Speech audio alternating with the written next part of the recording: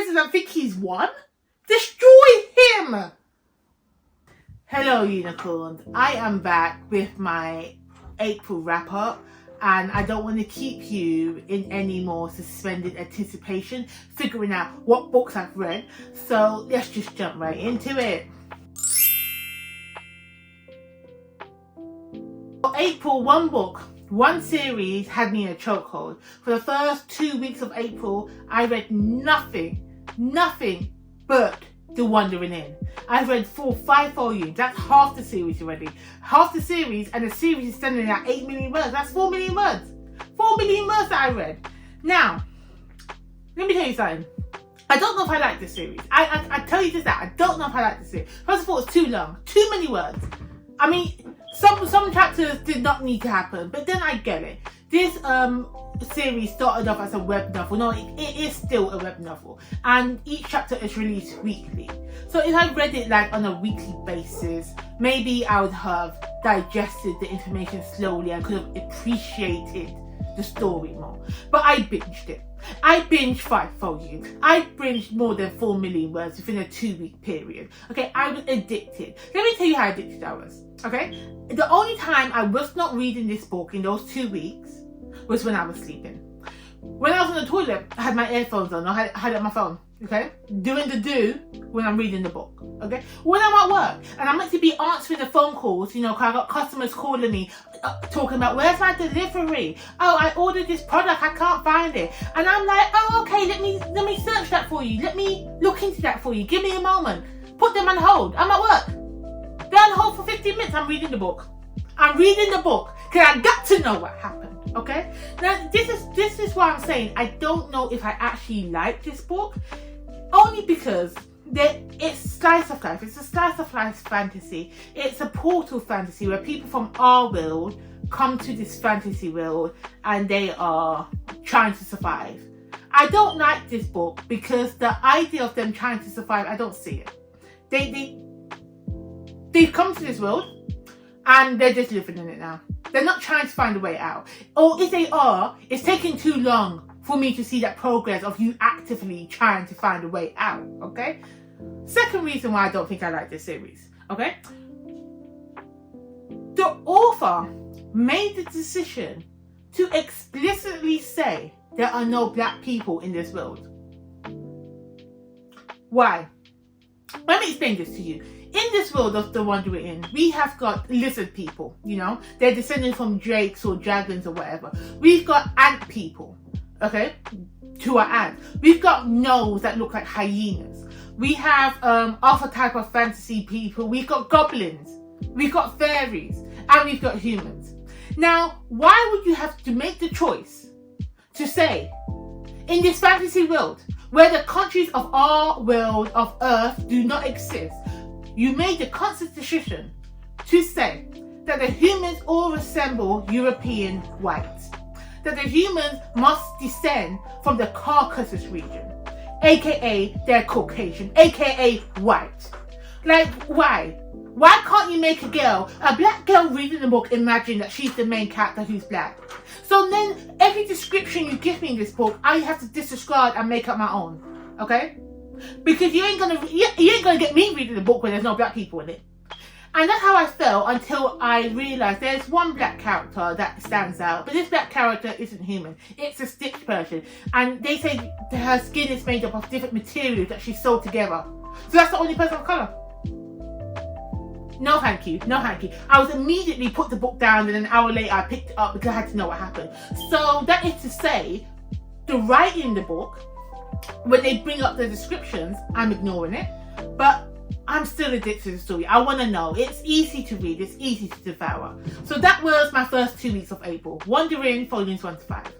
The next book is, I was so happy that I'm a part of his newsletter, otherwise I would not have known. It's R.R. Hayward came back with the Undead. Okay, we had Undead, what's it called? We had Undead Day 26 release.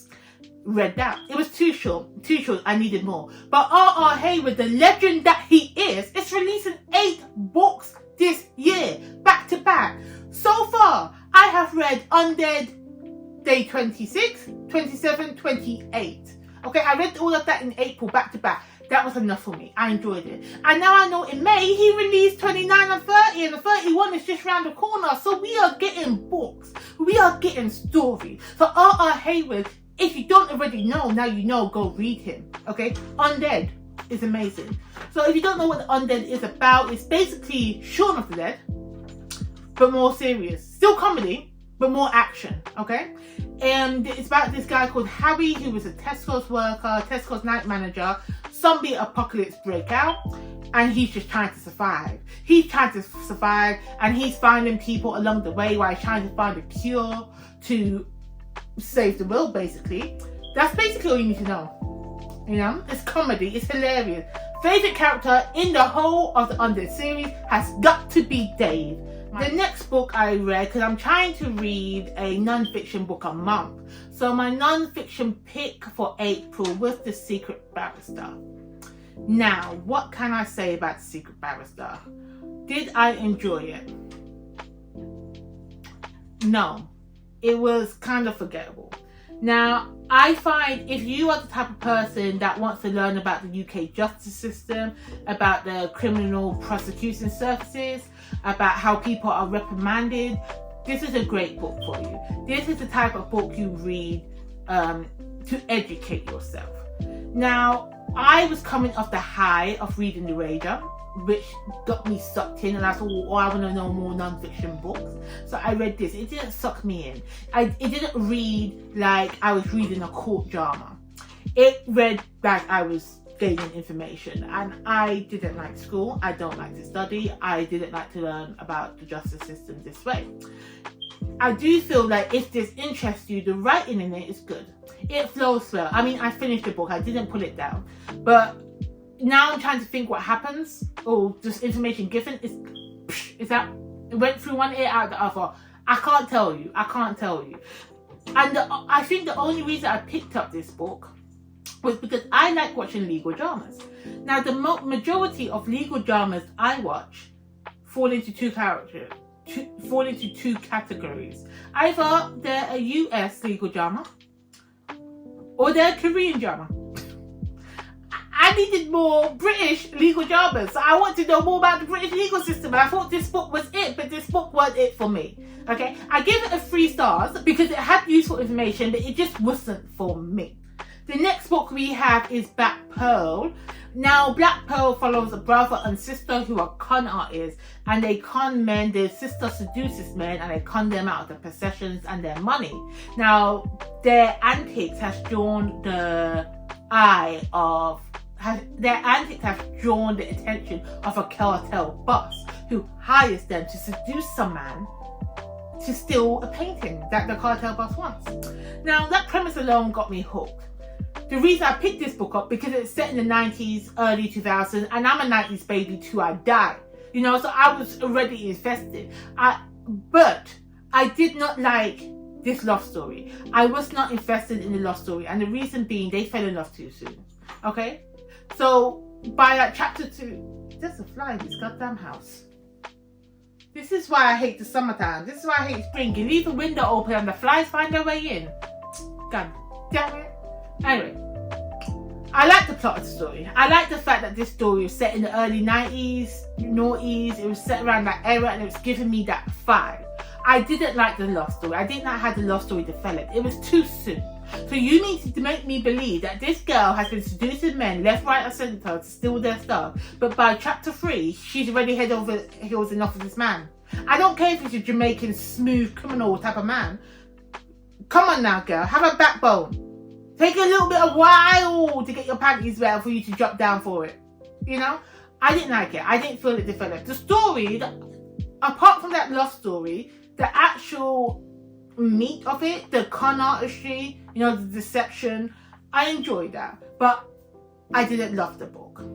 Next, we have Along the Razor Edge. Now, this is the first book of the War Internal series, and this series was one of my get-to series. I wanted to finish this whole series this year. I want to finish it and be done with it because Rob J. Hayes has started a whole new series. So I need to finish this one before I get to that one. I'm not going to finish this series. I've already DNF'd it. Spoiler alert, DNF. The first book, Along the Razor's Edge.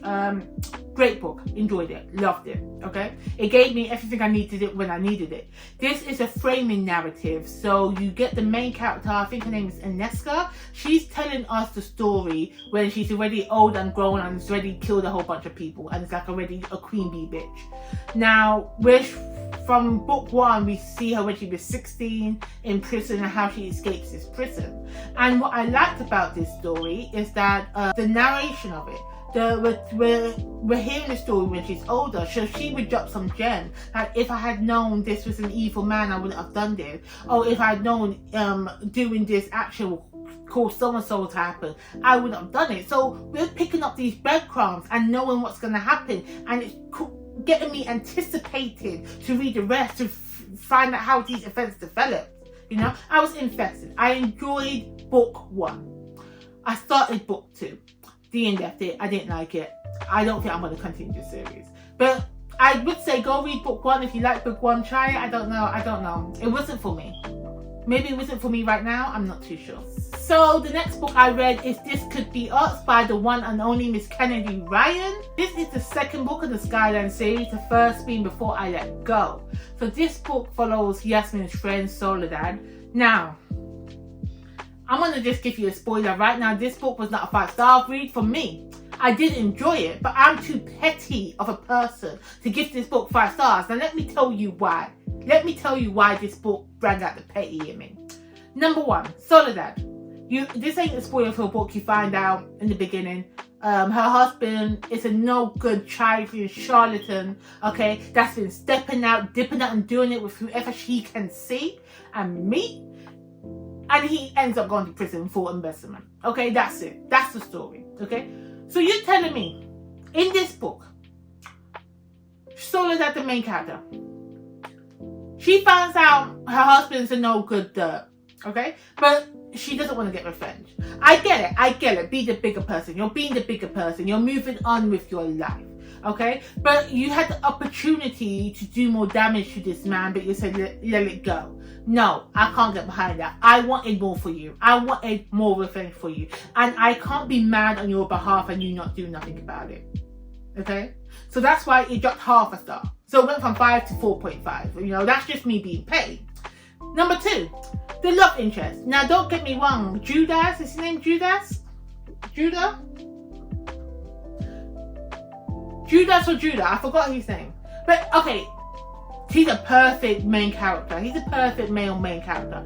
I loved his story. I loved Soledad's story, how even though she didn't get the revenge, I liked how she rose from the ashes out of her destroyed marriage and made something for herself. Judah, I like how he cared for his sons. And I liked his storyline because his sons are autistic. He has twin boys, they're both autistic. And he's taking care of them along with his ex-wife. I like that storyline. Them two separate, to me, is fantastic. Them two together, I did not like one bit. And I don't know if it's because of their meet cute, how they met. I imagine something different happening in the book.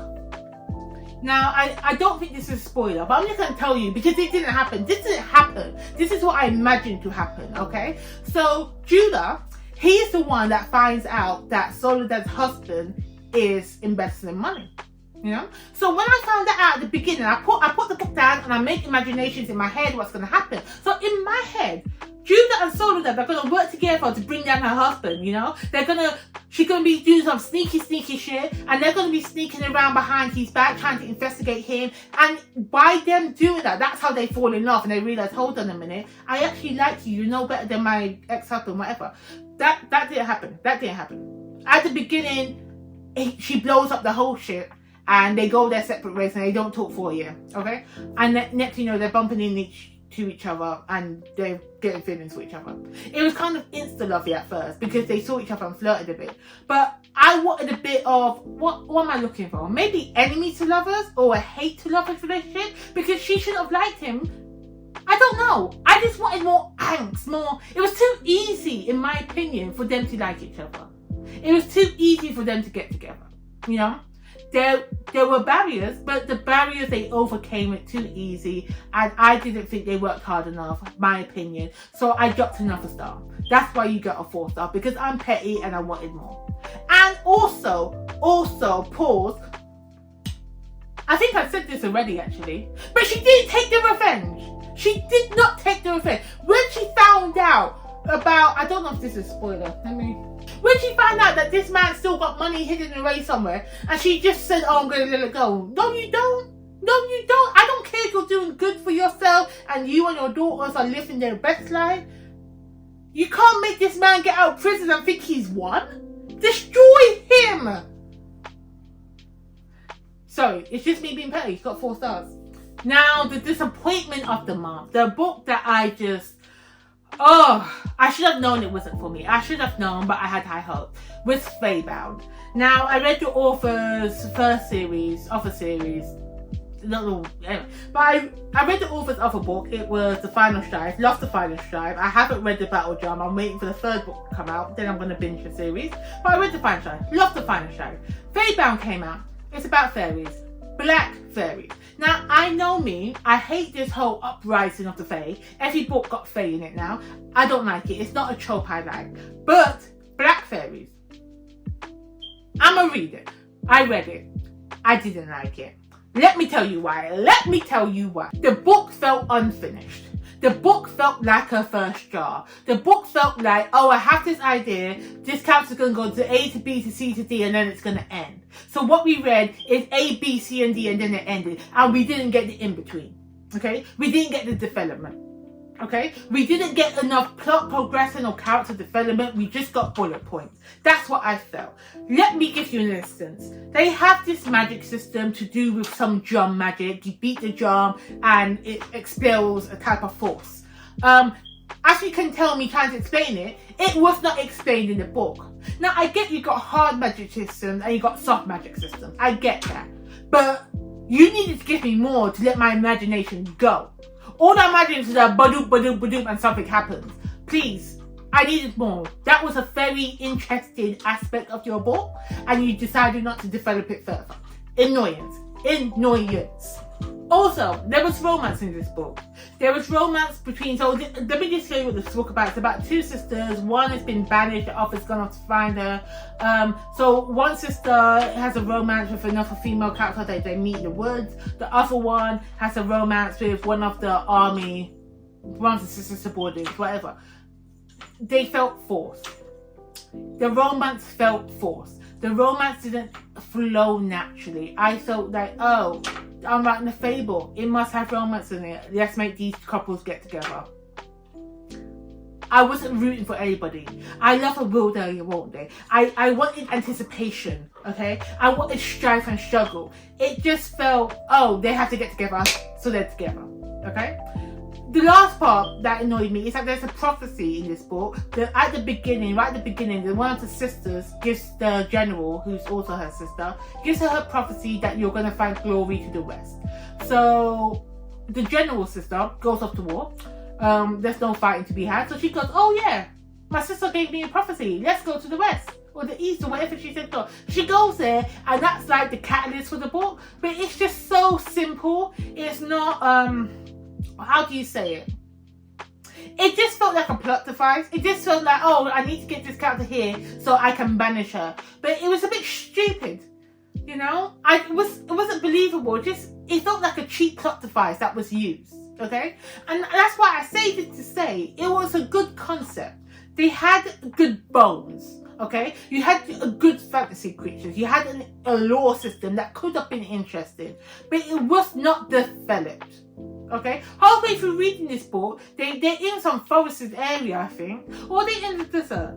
You see, I've read it and I don't remember what happens.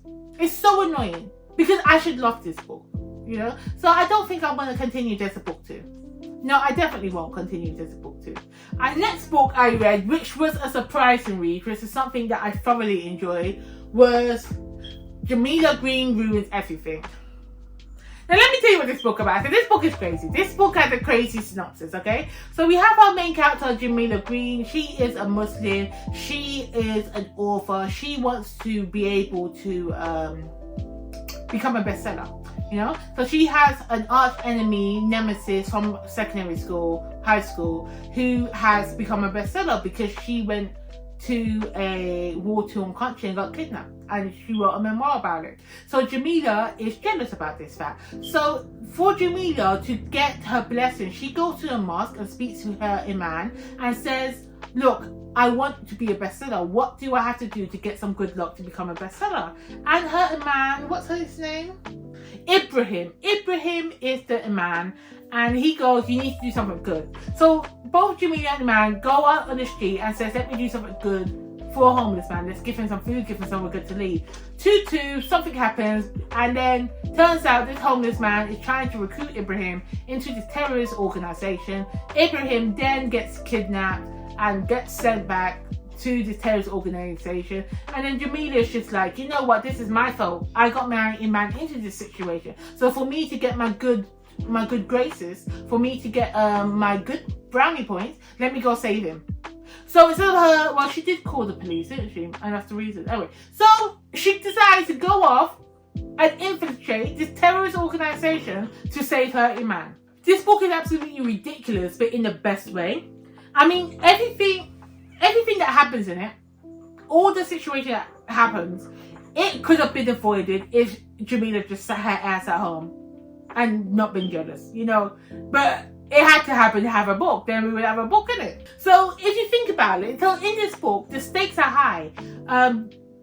You are in a terrorist cell where they kill people and behead foreigners who infiltrate them. The stakes are high, yet the actual situation, the actual commentary and the conversation happening in the book is so hilarious and ridiculous that you don't feel the stakes are high. It's just like a good time. It's like a good time movie, and it's the social commentary and the way that Muslims are perceived in the Western world, and how we see terrorism and radicalization. It just makes fun of the whole situation, and I actually enjoyed it. I actually enjoyed that aspect of it. Normally when I read books and they have obviously in your face social commentary about one thing or another, I'm just like, you're doing a bit much. But this was done well. This gives you a kiki and a ha-ha. I think the highlight for the actual book itself, even though Jamila Green is the main character, the highlight, the MVP of this book has to go to Ibrahim. Not only is he an awkward, adorable idiot, like when there's certain chapters, certain parts of the book where you hear him give his prayers, where what he's asking for, and it is so adorable. It is absolutely ridiculous. And like he pretends to have a fake relationship with some woman, and he doesn't know how it works, you know? He doesn't know like social anxiety or social awkwardness. It's actually great. It's brilliant. I loved it. So that is it. That's all the books I read in April. I had some good moments, I had some low moments, I had some surprises. It was a really balanced month. It's a really balanced month. Here's fingers crossed that May treated me kindly, and so far May has done me proud. Okay? Well, thank you for watching. Let me know any books that you've read in April, any of your recent favourites, and I will catch you in the next one.